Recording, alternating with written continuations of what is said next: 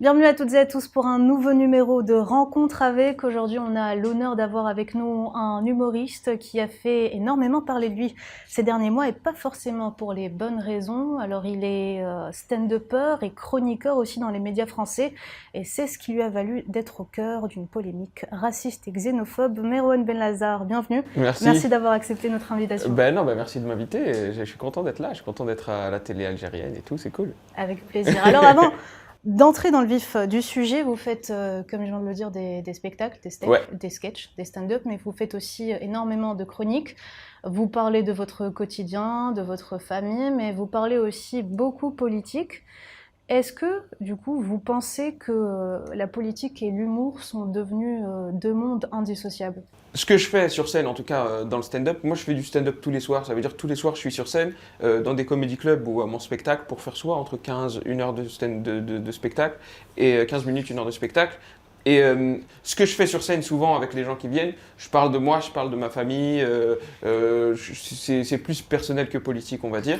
Mais à la radio, comme c'est l'émission qu'on fait qui s'appelle Zoom Zoom Zen, c'est une émission d'actu. Sur France Inter. C'est ça, c'est sur France Inter, où on zoome sur des mots ou des thèmes d'actualité du moment. Je suis obligé de coller à l'actu et souvent c'est politique. Mais en vrai, qu'est-ce qui est politique, qu'est-ce qui ne l'est pas? C'est-à-dire qu'un stand-upper qui viendrait te raconter, sans te parler d'un homme politique, d'un parti ou d'une mouvance, qui viendrait juste faire une blague sur le fait que, je dis n'importe quoi, son père est très pauvre ou son père est très riche, ce récit-là, au final, il est politique. Même si il nomme pas de parti ou il nomme pas de fait politique qui s'est passé, ce thème-là, il est politique. Donc au final, faire du stand-up et raconter son quotidien, même ça, c'est politique au final. Donc oui, tout discours est politique, donc tout discours comique l'est aussi.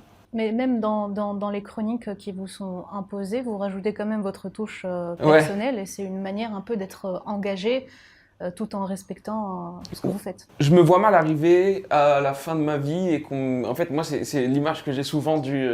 je sais pas si c'est dans ma tête ou si c'est moi qui l'ai rêvé ou quoi, mais j'ai du mal à arriver à la fin de ma vie et ma hantise, c'est qu'on me montre une feuille avec voici le temps que tu as eu à l'antenne, voici le temps que tu as eu en tenant un micro et des gens ils t'ont écouté, et voici le temps où tu as été utile et que ce temps-là il soit ridicule, quoi, que je sois à zéro. Donc je ressens l'obligation d'être engagé pour quelque chose à chaque fois, ou en tout cas d'avoir un discours qui sert à quelque chose à chaque fois que je prends un micro.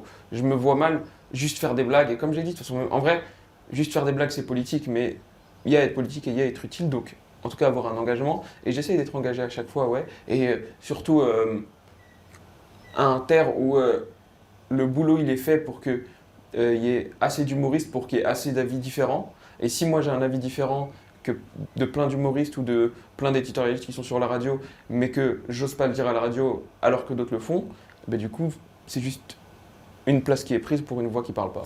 Mais justement, certains considèrent aujourd'hui que l'humour, c'est devenu un terrain miné. Qu'est-ce qu'on peut dire, qu'est-ce qu'on ne peut pas dire? Est-ce que ça vous arrive, vous, de vous dire « je peux pas parler de ça, sinon ça va m'attirer des problèmes » ? Non. Moi, c'est mon travail, je veux dire. En tant qu'humoriste, surtout dans le stand-up, les premiers, parmi les premiers humoristes de stand-up, c'est Lenny Bruce. Lenny Bruce, c'était un des premiers humoristes. Est-ce qu'on se tutoie ou on se vous voit? Comme vous voulez.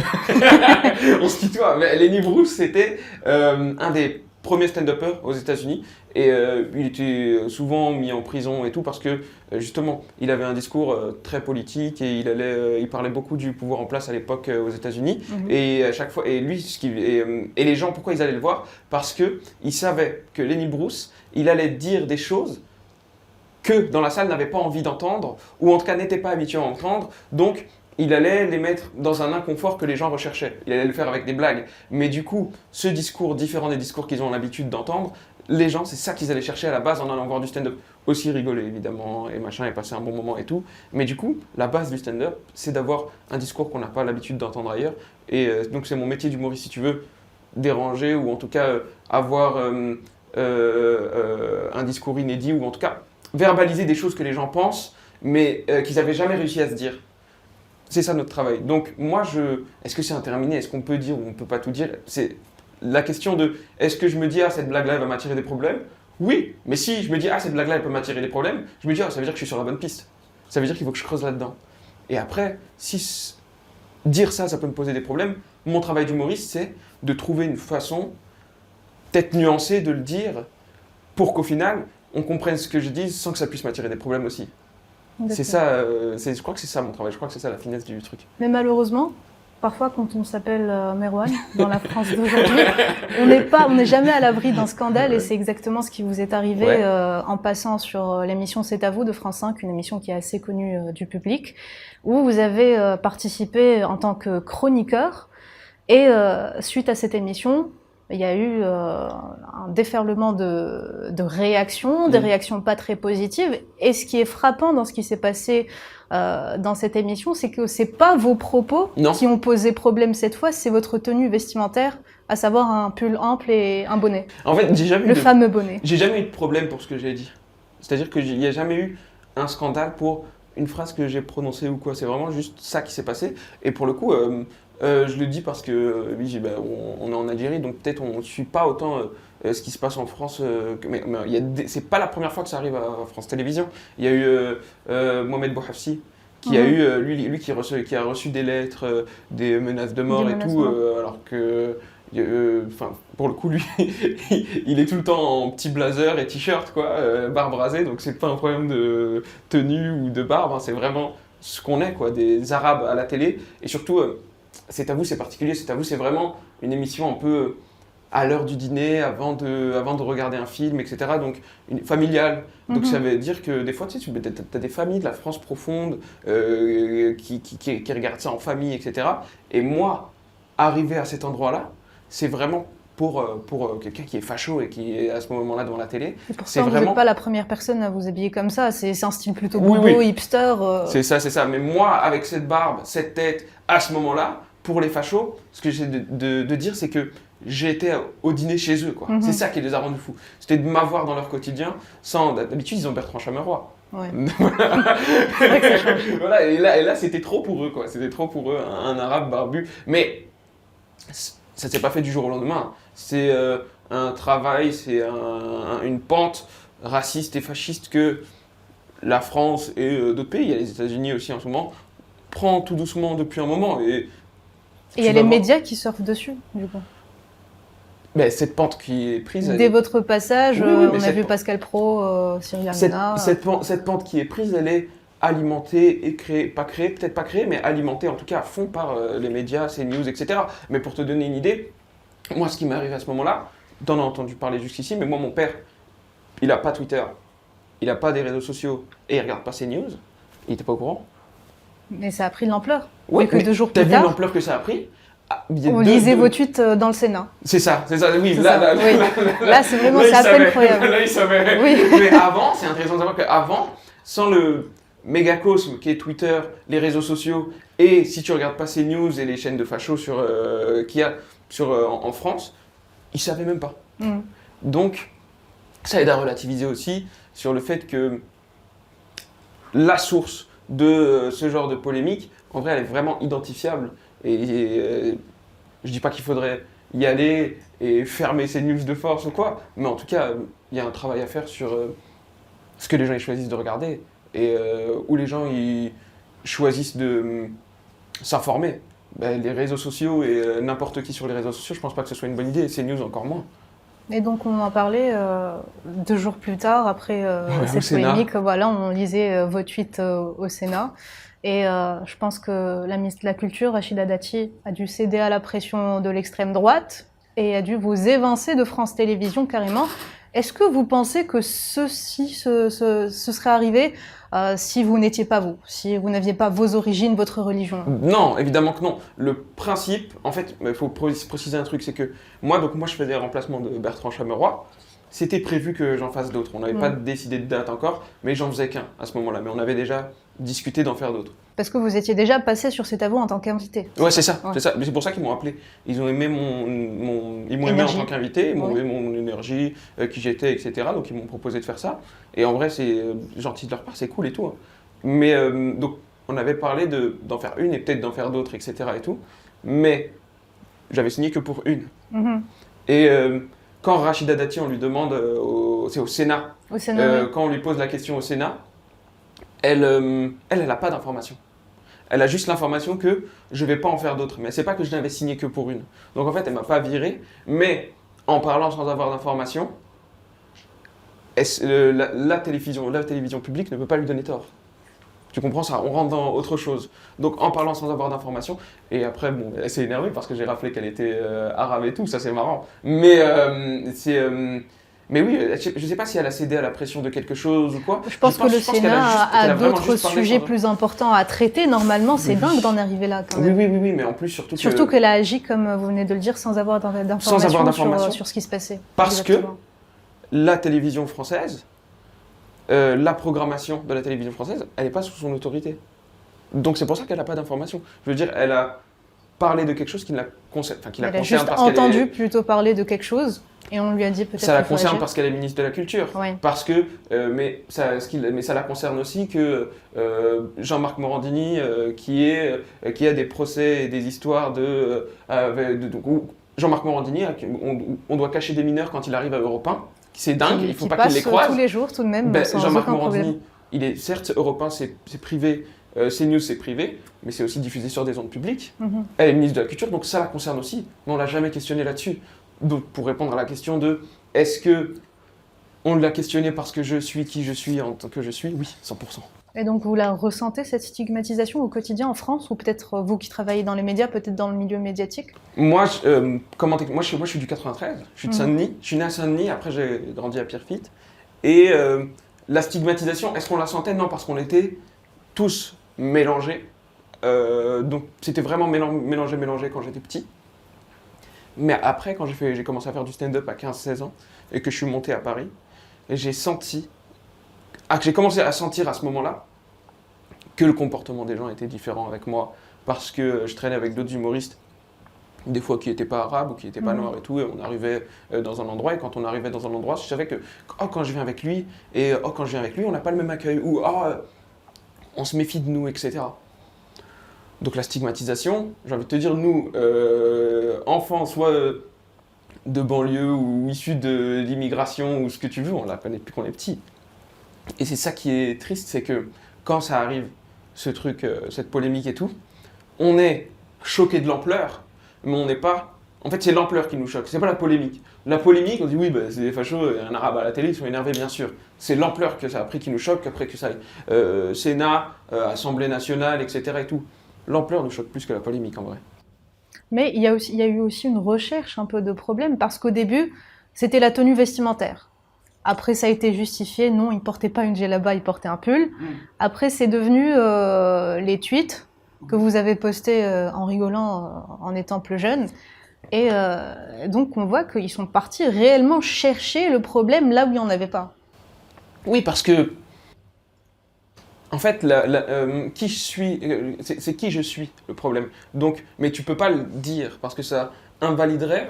Je veux dire, tu peux pas le dire en tant que facho ou en tant que personne que je dérange, parce que ça invaliderait ton combat, ça invaliderait... un facho, il peut pas dire « Oh, c'est un arabe, j'en veux pas ». Non, il faut qu'il trouve autre chose. Il va trouver autre chose, il va chercher autre chose, même si le tweet, on lui explique que c'est une blague, même si la djellaba, on lui explique que c'est un pull, la vérité, il s'en fout. La vérité n'importe plus, personne. Ils veulent juste être d'accord ensemble contre quelque chose. Oui, contre quelque chose. Après, la vérité... Et les plus tristes entre nous, c'est Jason Brokers. Tu connais peut-être Jason Brokers, l'humoriste qui disait ça. Il disait nous, ça va. Hein. C'est en vrai, je suis plus triste pour un raciste que pour un arabe en France, quoi. L'arabe en France, il fait sa vie, c'est un arabe en France. Mais un raciste, imagine à quel point il faut être triste au quotidien pour juste choisir un peuple et choisir que tu es triste à cause d'eux. Et te ficher de la vérité, te détacher de la vérité, c'est fou. De te détacher de la vérité juste pour nourrir de la haine envers une partie de la population, il faut arriver à un niveau de tristesse et de détresse. C'est ça, il est là le vrai problème, qui est fou. Et du coup, tu vois, tu parlais après de ça a été repris par CNews, etc. Eux, ils gagnent leur vie comme ça, je leur en veux même pas. Ils gagnent leur vie comme ça. Tu vois, j'avais banné... Il y a Mila, tu vois, l'influenceuse là, qui a fait de la garde à vue, etc. et tout. Je pense que quand elle est allée en garde à vue, elle devait être super contente. Parce qu'elle s'est dit, oh, super, ça fait du contenu. Il y a des influenceurs d'extrême droite C'est dingue. C'est dingue. Mais oui, c'est des gens. Mon père, il aime bien dire les journalistes, ils ont trouvé un steak. Quoi. C'est ça, Oui. ils ont C'est trouvé une quelque histoire chose. d'influence et de buzz, au C'est final. ça, c'est ça. Il leur faut un sujet. Qu'est-ce qu'on a demain? Et ces news, moi j'arrive, ils disent bon, bah, demain, on n'a pas à chercher de sujet, magnifique. Mais ce qui est intéressant, c'est que vous avez choisi de vous justifier ou de ne pas vous justifier au Ouais. final avec un sketch de 12 minutes, ce que vous savez faire de mieux, Ouais, bah ouais. pour justement adresser toute cette problématique. Et au final, vous en êtes servi de tremplin dans votre carrière et vous avez aussi reçu un mouvement massif de soutien de la Ouais. part de la scène artistique Ouais, en c'est France cool. et aussi à l'international. Bah, tu vois, c'est cool. Bah, on parlait de. Tu vois, bah, en plus des humoristes, certes, il y en a beaucoup que je connaissais, il y en a que je connaissais mais que je côtoie pas. Il y en a, il y a la radio, qui m'a soutenu, il y a la radio Inter, là, Radio France, ils ont reçu des colis avec des trucs que je te dis pas dedans par rapport au fait que. Tu sais, les gens ils mettaient la pression pour que je sois plus à la radio et tout. Donc, et pour le coup, ils m'ont soutenu même publiquement. Mathieu Noël, c'est qui fait l'émission Zoom Zoom Zen, qui pour le coup, qui a dit ouais, il restera et tout, il bougera pas, qui l'a dit avant la radio. Donc, quand même, c'est un gros. Et surtout, en faisant ça, bah, il s'expose lui aussi à l'harcèlement, etc. Oui. C'est un gars qui a une famille et tout, donc ça m'a vraiment touché. Il y a aussi eu une pétition. Tu veux dire un regroupement Un regroupement, oui, un regroupement d'artistes sur Mediapart, sur Mediapart qui ont tous dit des mots cool sur moi et tout. Et pour en revenir à ce qu'on disait, en fait, je me suis juste dit, j'ai reçu plein de sollicitations de médias pour en parler, mais je voulais pas qu'on se souvienne de moi ou en tout cas qu'on me connaisse par rapport à ça. Oui. Moi, je veux d'ailleurs pas qu'on. Mon but, c'est pas d'être connu moi ou d'être aimé moi. Je veux que les gens ils connaissent mon travail et qu'ils aiment mon travail. Parce qu'au final, vous n'avez pas à vous justifier par rapport à votre tenue vestimentaire. Oui, c'est ça, c'est ça, mais je veux dire sur la forme en tout cas. Pourquoi j'ai choisi de le faire en sketch et pas en interview? Parce que moi, en vrai, ma personne, elle importe peu. Je veux juste que les gens ils découvrent ce que je fais, mon travail et tout. Et je me dis, c'est le meilleur. En fait, le meilleur moyen pour retourner ça en quelque chose de positif et pour pas que les gens ils se souviennent de moi comme le gars, on a lu une interview où il s'est fait harceler, etc. Ben, je fais ce que je sais faire, c'est-à-dire les faire rire. Et que ça puisse aussi peut-être aider d'autres personnes qui se font stigmatiser au quotidien et Mais qui peuvent rien faire, rien dire.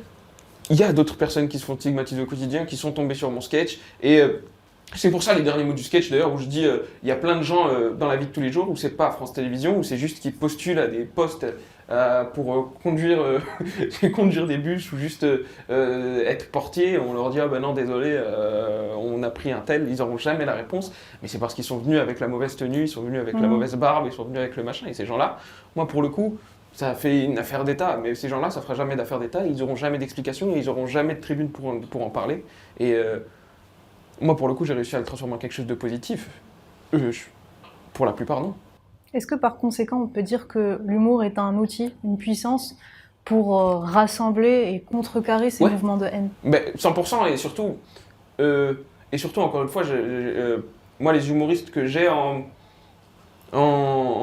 respect, que j'admire, qui sont des anciens humoristes américains, tu vois, Dave, tu vois, à ce moment-là, je me suis vraiment posé la question d'un Dave Chappelle, un Bill Burr, est-ce qu'ils iraient faire des interviews, est-ce qu'ils iraient chialer dans un journal? Et je me suis dit non, ils feraient des blagues dessus. Et je me suis dit mais c'est ça en fait, je vais juste faire mon travail, juste faire des blagues. Et je pense que j'ai pris la bonne décision. Dave Chappelle, c'est mon préféré. Il est musulman, mais c'est pas pour ça, mais ça aide. Il s'est converti à l'islam et tout, donc non, j'aime beaucoup Dave Chappelle. Mais est-ce qu'à un moment vous êtes passé par une phase où vous vous êtes dit c'est bon, je suis cuit, je vais baisser les bras, c'est bon? Non. En fait, c'est intéressant en termes de psychologie, mais à un moment c'est tellement gros que ce qui se passe, c'est que comme tu sais que tu peux que, en fait, c'est au moment où il y a les questions au gouvernement. Et du coup, la question au gouvernement, elle est sur moi. Et moi, il y a un gars qui m'écrit sur Twitter, je crois, et qui me dit attention, cet après-midi, une question au gouvernement sur toi. Et quand on me l'envoie, en fait, au début, ça me stressait. Et est-ce que vous y aviez cru déjà? Oui, parce que le gars sait de quoi il parle, il se connaît. Et en fait, au début, ça me stressait vraiment, les premiers jours, ça m'a stressé. Et au moment où il y a eu ça, c'est tellement gros, et tu peux tellement rien faire, au début, tu peux que subir, que le corps, ce qu'il fait, enfin le cerveau, tu sors de toi en fait, t'es spectateur. Comme si, en fait je me suis mis à rigoler, je me suis dit mais en fait c'est absurde, et ça m'a fait rire. Comme si ça me concernait plus. Et je te jure, c'est impressionnant, mais c'est comme si c'était à propos de quelqu'un d'autre. Tu prends de la distance. Mais en fait, c'est parce que le cerveau, il a beaucoup de mal à gérer tout ça. Et pas que tu es traumatisé ou quoi, mais le cerveau, il a beaucoup de mal émotionnellement à gérer tout ça. Donc, ce qu'il fait pour se mettre en sécurité, c'est comme, tu sais, des fois, tu apprends une mauvaise nouvelle ou sur quelqu'un ou quoi, ton premier réflexe, c'est de remettre en question. C'est le déni. Mais ça, c'est le cerveau qui se met en sécurité parce que émotionnellement, c'est trop de charge. Donc, ouais, j'y crois pas. Et bien là, c'est la même chose. Mais c'est pas le déni, c'est autre chose que le déni, c'est un autre fonctionnement. C'est souvent des gens qui se font agresser, ça leur arrive, ils peuvent rien faire et ils disent souvent ça. Je suis sorti de moi, j'étais spectateur de la scène. Et à ce moment-là, vraiment, c'est ça qui s'est passé. J'étais spectateur. C'est-à-dire, c'est comme si je regardais. En plus, c'est le jour où elle a dit que l'humour. Je crois que c'est le jour où elle a dit qu'il arrête de dire qu'il a été viré par une arabe. Et ça m'a fait exploser de rire. Genre vraiment, j'ai beaucoup ri, je crois. Je ne sais plus pourquoi, mais j'ai beaucoup ri comme si ça arrivait à quelqu'un d'autre, comme si ça ne me concernait plus. Et c'est vraiment ça. Ouais, donc pour le coup, c'est vraiment comme ça que je l'ai vécu après. Et ça, pour le coup, ça m'a aidé, je sais pas. Mais en tout cas, après, c'était une fois que surtout le sketch était posté, ça y est, je m'en fichais. Autant en rire. Oui, je m'en fichais. Alors, vous êtes sur Alger en ce moment pour participer à la 7e édition du Festival d'humour Algérie. Qu'est-ce qui vous a poussé à venir faire une apparition dans ce type de festival, surtout ici en Algérie? Parce que cet été, je joue en Tunisie, je joue au Maroc. J'ai déjà joué au Maroc, mais en tant qu'Algérien, je suis jamais venu jouer en Algérie. Donc, c'est pas. Rib, franchement, rib. Donc, j'ai entendu parler du festival, et c'est moi qui ai écrit à l'équipe du festival pour leur dire j'aimerais, moi si vous avez encore une place pour un artiste, vous pouvez compter sur moi. L'organisateur Tarek Ouhaj, qu'on salue. C'est ça, donc j'aurais dit j'aimerais venir et tout, moi j'ai eu Adlan, c'est lui qui gère avec les artistes et tout, et Tarek, c'est vrai qu'il organise avec lui, et du coup ils m'ont dit ouais, on a une place et tout, ça nous ferait plaisir de te recevoir, on pensait que tu viendrais pas, mais non, mais moi je viens d'habitude en Algérie et tout, je viens 2 fois par an, donc là je comptais venir, mais billet gratuit avec plaisir. c'est pas pour ça, c'était aussi pour en vrai découvrir en vrai, le public algérien, je suis un peu intrigué. Pour le coup, algérois, oui. Je sais que... Parce qu'apparemment, ils sont difficiles. Ah ouais? Oui. Je sais que... Sans pression. Je sais. Est-ce qu'ils rigolent moins que des Parisiens? Je dirais qu'ils rigolent pas pour tout, en tout cas. Oui, mais est-ce qu'ils rigolent moins que des Parisiens? Ah je sais pas, à vous de nous le dire ça après. Non, est-ce qu'ils rigolent moins que des Parisiens qui habitent dans des 9 mètres carrés, qui font 9h-17h, qui rentrent en métro serrés comme des sardines là comme ça, et qui veulent juste oublier leurs problèmes là, je suis sûr que le public algérois il sera plus accueillant que le public parisien. Moi je suis rodé au public parisien, donc ça vous stresse un peu de voir comment vous allez être accueillis par les Algériens? Non. Pas du tout. Ouais, je connais l'accueil algérien. Voilà, donc j'ai pas peur. Non, tout va bien. Mais est-ce que vous avez des projets ici en Algérie, peut-être monter un spectacle? J'aimerais bien revenir parce que, comme on a parlé un peu avant l'interview, je te disais que j'ai joué le spectacle à Montréal. C'est à combien de kilomètres d'ici, de Montréal? Très loin, des milliers. Combien? On va dire des milliers. Ouais, c'est à des milliers de kilomètres d'ici, là. Il faut traverser l'océan et tout. Donc, je pense que si j'ai joué le spectacle à Montréal et que ça s'est bien passé, il n'y a pas de raison que des Québécois comprennent moins bien ce que je fais que des voisins de la France. Là. Donc, il y a les mers Méditerranée entre nous. En plus, moi, pour le coup, je connais l'Algérie, je connais les Algériens. Donc, j'aimerais bien venir jouer mon spectacle ici aussi. Peut-être pas cette année, pour le coup, c'est trop tard, mais l'année prochaine, là, j'aimerais bien, ouais. Merci beaucoup, Merouane Benazar, pour cet échange. Merci pour votre parole, votre humour, mais aussi pour votre lucidité face aux contradictions de notre époque. Et puis, bon festival et bonne continuation pour vos projets. Ça fait plaisir, c'est gentil. Merci beaucoup. Voilà, merci à vous, madame, monsieur, de nous avoir suivis. À très bientôt sur Al24 News.